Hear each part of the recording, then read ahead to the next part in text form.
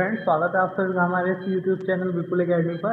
देखिए, आज की वीडियो का टॉपिक है एम्पियर का नियम। ठीक, एम्पियर्स लॉ, और बहुत ही ज़्यादा इम्पोर्टेंट टॉपिक है आज की वीडियो का, एम्पियर्स लॉ। अधिकतर साल ये टॉपिक आ रहा है बोर्ड एग्जाम में, और कुछ ना कुछ यहाँ से जरूर पूछा जा रहा है। कभी तो वो यहाँ से सवाल करवा रहा है, कभी यहाँ से इसका प्रूफ करवा रहा है। देखिए, तो स्टार्ट करते हैं एम्पियर का नियम। तो सेशन को जल्दी से लाइक कर दीजिए और अपने दोस्तों को जल्दी से शेयर कर दीजिए। बात करते हैं कि एम्पियर का नियम होता क्या है। ठीक, सबसे पहले बात आती है इसकी डेफिनेशन की कि इस नियम में ऐसा क्या है। तो जैसे आपने गाउस की पिर में पढ़ी थी, वैसे ही सेम उसी वे में हमारा है एम्पियर का नियम। ठीक, इस नियम के अनुसार, और गारंटी के साथ मैं आपको बता रहा हूँ कि इस तरह से आप इसे याद कर लोगे, बहुत आसान हो जाएगा, भूल ही नहीं पाओगे। ठीक, एक बार बस ध्यान से समझ लीजिए, कुछ नहीं करना। कि किसी बंद पथ के अनुदिश, ठीक, यानी कि कोई बंद पथ है, उसके अनुदिश चुंबकीय क्षेत्र वेक्टर के रेखीय समाकलन का मान उस पथ से घिरे पृष्ठ, उस पथ से, जो पथ है हमारा, उस पथ से घिरे पृष्ठ से गुजरने वाली कुल स्थायी धारा का μ0 गुना होता है। ठीक, अब ये इसकी डेफिनेशन है 2 लाइन की, और एम्पियर का नियम बहुत ही ज्यादा इंपॉर्टेंट है, और विद प्रूफ आपको हम यहाँ पे करवाने वाले हैं। एक बार ध्यान से समझ लीजिए, बाकी कुछ नहीं है इसमें। देखिए, किसी बंद पथ के अनुदिश, यानी कि हमने क्या करा, एक बंद पथ बना लिया, ये हो गया हमारा बंद पथ। ध्यान से समझते रहना, ठीक है, बिल्कुल जो लिखा हुआ है सब कुछ यहाँ आने वाला है इसके फॉर्मूले में।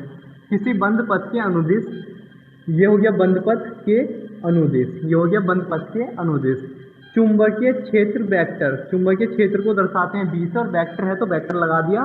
किसी बंद पथ के अनुदिश चुंबकीय क्षेत्र वेक्टर के रेखीय समाकलन, रेखीय समाकलन का मतलब है dl लंबाई में होगा। ठीक, रेखीय समाकलन का जो मान होता है, रेखीय समाकलन का मान उस पथ से घिरे पृष्ठ, उस पथ से घिरे पृष्ठ से गुजरने वाली कुल धारा का या कुल स्थायी धारा का μ0 गुना होता है। बस ये ही आपको लिखना था, और ये ही आपका जो फॉर्मूला है, यही है हमारा एम्पियर का नियम। ठीक है, जैसे आपने ध्यान करो, पीछे हमने गाउस की प्रमेय में आपको बताया था, और जिसने नहीं देखी है वो डिस्क्रिप्शन से देख सकते हैं आराम से, नीचे ही डिस्क्रिप्शन में लिंक है गाउस की प्रमेय का। और बहुत ही ज़्यादा super duper most important point है हमारे, बहुत ही ज़्यादा मोस्ट।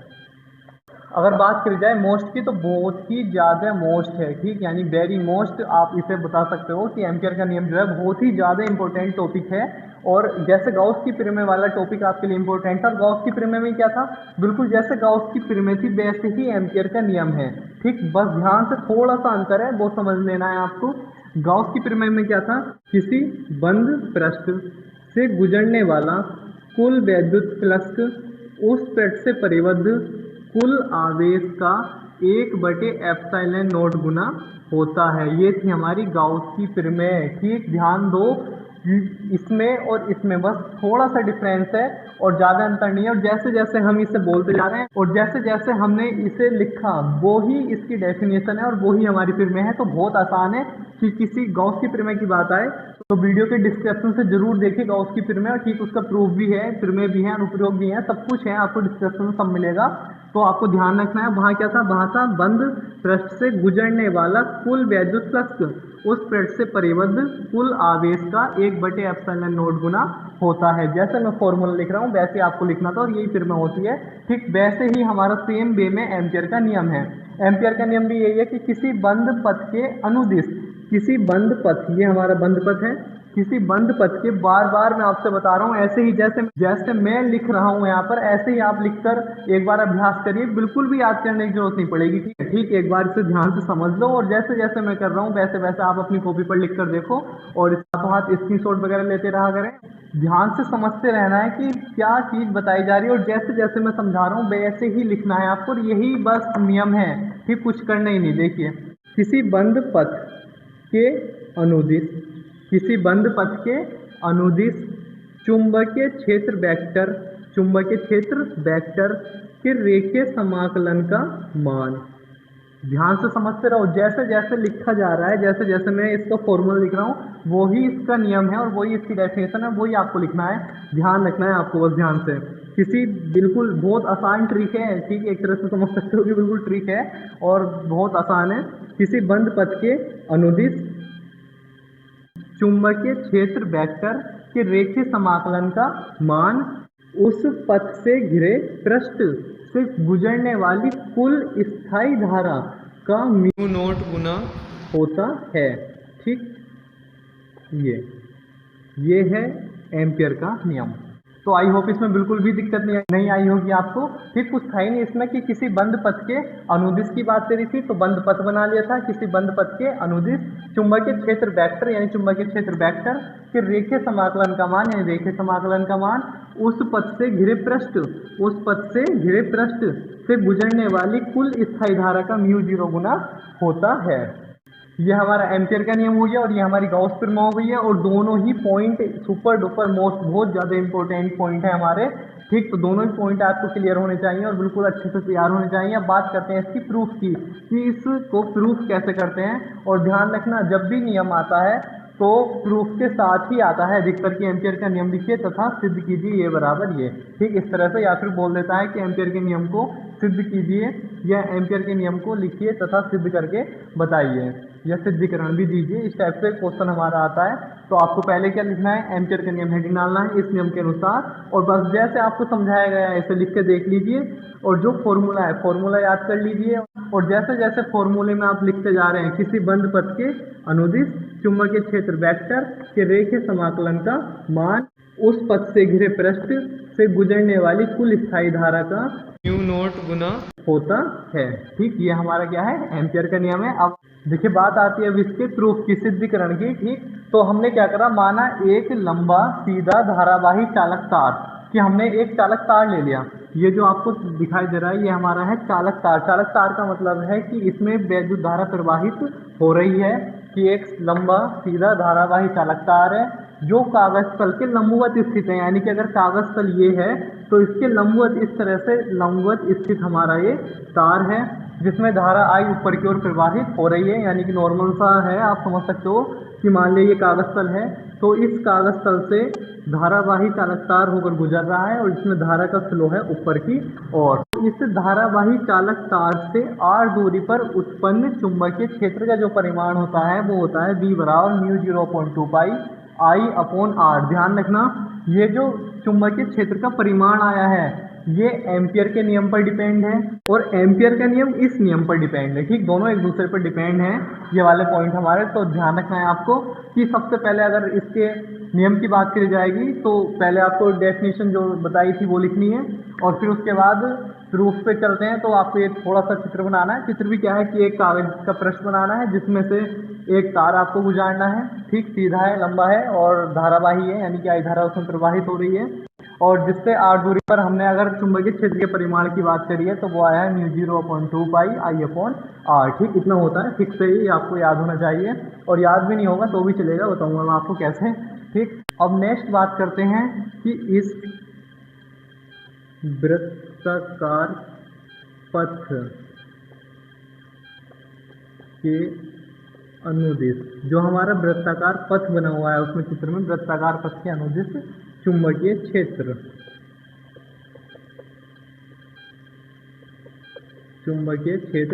की तीव्रता की बात करी जाए तो कितना है, ये होता है बंद पथ के अनुदिश या वृत्ताकार पथ के अनुदिश की बात चलती है तो ये होता है हमारा b dl।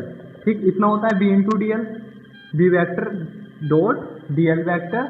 अगर इसे खोलने की बात करी जाए तो आपको पता होगा कि यदि डॉट गुणन की बात आती है जैसे a vector dot b vector तो ये खुलते हैं a b कोस थीटा में। ठीक, और यदि बात आती है a vector cross b vector की तो ये खुलते हैं a b साइन थीटा में। ठीक, अगर इन्हें खोला जाए तो ये आपको याद होना चाहिए। ये होता है सदिशों का अदिश गुणन और ये होता है सदिशों का सदिश गुणन।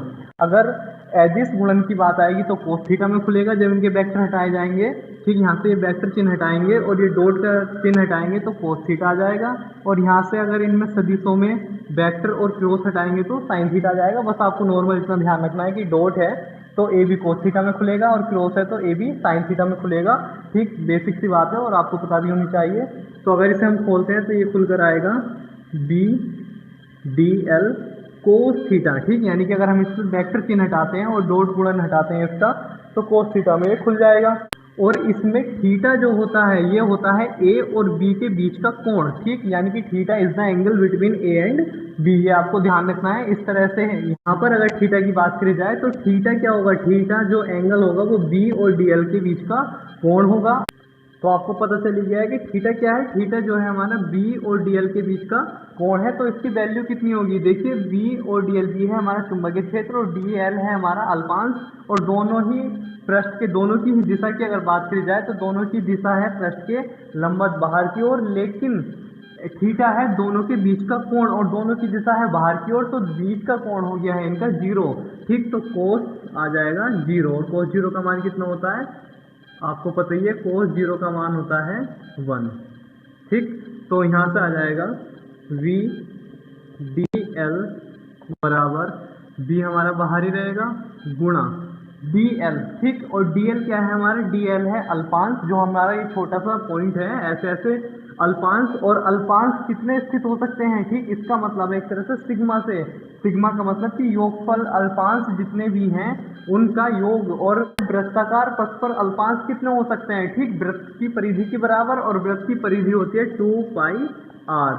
तो ये आ गया हमारा 2 पाई आर, और कोस 0 की वैल्यू हो गई 1, ठीक। ध्यान रखना है आपको, 0 क्यों हुआ, क्योंकि थीटा किस किस के बीच का कोण है, बी और डीएल के बीच का कोण है, और बी और डीएल दोनों ही पृष्ठ के लंबवत बाहर की ओर है, यानी कि एक दूसरे के लिए तो एक दूसरे के समांतर हो गए, और एक दूसरे के समांतर होने की वजह से एंगल हो गया इनके बीच का 0, और कोस 0 का मान 1 होता है, ठीक।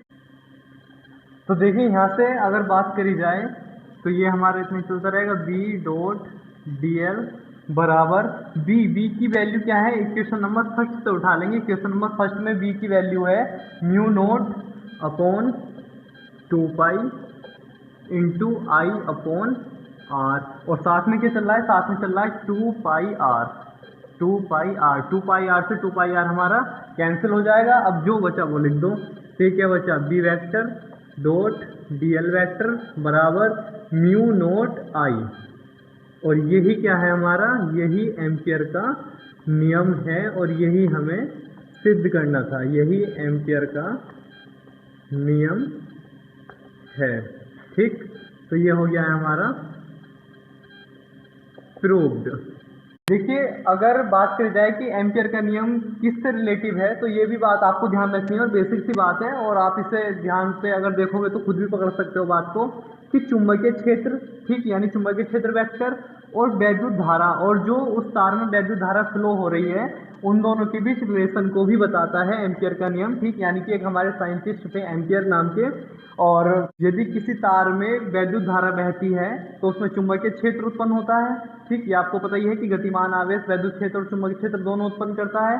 तो वैद्युत धारा और उत्पन्न चुंबकीय क्षेत्र में रिलेशन जो निकाला था, या रिलेशन जो बताया था, वो हमारे एम्पियर नाम के वैज्ञानिक ने बताया था, और उसके आधार पर ही इन्होंने अपना एक नियम दिया था, और जिसे प्रूफ करके इन्होंने दिखाया था, ठीक। तो अब बात करते हैं कि अगर बात आ जाए कि आपको ये ध्यान ना रहे, ठीक, थोड़ा ध्यान से समझना कि आप एग्जाम देने गए और एग्जाम में आ चुका है कि एम्पियर का नियम क्या होता है और सिद्ध करके बताइए, ठीक। इस तरह से कुछ भी क्वेश्चन आ गया है तो सबसे पहले क्या काम है, सबसे पहले आपको एम्पियर का नियम लिखना है, थ्योरी लिखनी है जो अभी आपको बताई थी और याद भी हो गई होगी अच्छे से, और फिर उसके बाद आपको प्रूफ करना है, यानी कि प्रूफ हेडिंग डालना है, चित्र बना लेना है, बहुत आसान है, कुछ था नहीं उसमें तो, और बस ये 2-3 लाइनें लिखनी है। और उसके बाद पता चला कि आप करने बैठ गए और आप भूल गए हैं बी का मान क्या था, ठीक। तो ध्यान से देखिए, आपको नियम याद है कि नियम क्या था, नियम था कि बंद पथ के अनुदिश चुंबकीय क्षेत्र वेक्टर के रेखीय समाकलन का जो मान होता है उस पथ से घिरे पृष्ठ से गुजरने वाली